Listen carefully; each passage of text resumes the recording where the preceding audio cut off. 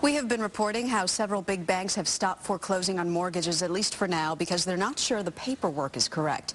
Well, now there's growing pressure on the banks to root out the cases of alleged mortgage fraud. This has become a huge mess that will impact millions of homeowners. CBS News business and economics correspondent Rebecca Jarvis is here to tell us what it means for us. Good morning, Rebecca. Good morning, Maggie. How did we get here? It started long ago, and this is the thing that people need to keep in mind. This mortgage mess and all of these banks with mortgages and problems and potential fraud taking place, this didn't start yesterday, but we became aware of it recently because of all of the problems in the overall housing market. But it started long ago when banks were going out, giving out loans to anyone and everyone to buy a home, exactly, and then they started repackaging them, cutting them up, slicing and dicing them, selling them off to new people, and what that was a very lucrative business, but now it's come home to roost. Who are the biggest offenders? Well, the biggest banks that service loans are Bank of America. It is the biggest bank in this country. On top of that, you have Wells Fargo, you have GMAC, Ally Financial is the company, and Citigroup. These are the biggest banks in the country right now that are servicing loans, and many of them probably own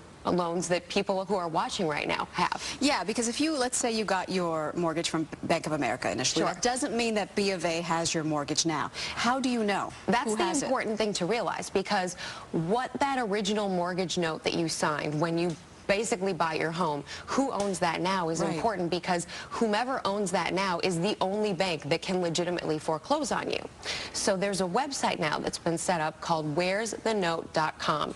Where'sthenote.com is where you want to go to look up exactly who owns your mortgage note, and you put in your personal information. I vetted this site. Literally, it's been up for a day now, Maggie. Literally hundreds of thousands of people have visited this site already because it is useful. What should I do with that information? Why should I know that? Well, first of all, even if you don't think you're facing foreclosure or dealing with some sort of mortgage fraud, this is an important thing for any homeowner to know, because it's important to know, obviously, who you're paying out your money to every month and whether or not that's legitimate. If you think you have actually come in contact with mortgage fraud, or you've been the victim of that, you need to reach out to your attorney general. Like we've been talking about here on the show and reporting, 50 attorneys generals from all the states in the country are now pursuing this. They're investigating it. If you think you've been a victim, you need to let them know. That will help and aid them in their investigation. Very quickly.